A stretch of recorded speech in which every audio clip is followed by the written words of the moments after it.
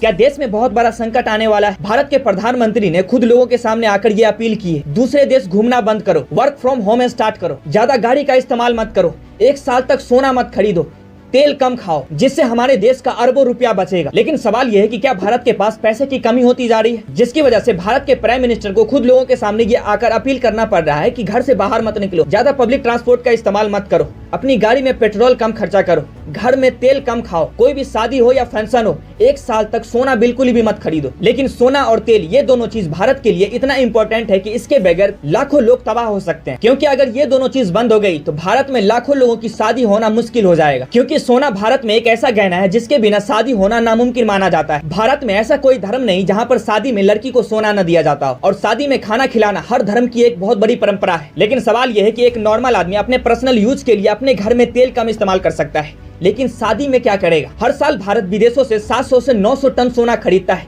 जिसकी कीमत 4 लाख करोड़ से 6 लाख करोड़ रुपए के बीच होती है। और हर साल 1.5 करोड़ टन भारत विदेशों से खाने का तेल मंगवाता है, जिसकी कीमत 2 लाख करोड़ रुपए तक पहुंच जाती है। और ये तेल इंडोनेशिया, मलेशिया और रसिया जैसे देशों से आता है। और यहाँ तक कि भारत की खेती के लिए फर्टिलाइजर और खाद तक विदेशों से मंगवाया जाता है, क्योंकि भारत का 90% प्रोडक्ट मिडिल ईस्ट से आता है। अगर मिडिल ईस्ट में वॉर नहीं रुकती है तो उसका सबसे बड़ा और सबसे खतरनाक असर इंडिया पर पड़ेगा। पेट्रोल महंगा हो जाएगा, डीजल महंगा हो जाएगा, सिलेंडर महंगा हो जाएगा, खाने का तेल महंगा हो जाएगा, सोना महंगा हो जाएगा, चांदी महंगा हो जाएगा। इनफैक्ट भारत की 90% प्रोडक्ट जो कि मिडिल ईस्ट से आती है, विदेशों से आती है, वो हर चीज की कीमत दोगुनी बढ़ जाएगी।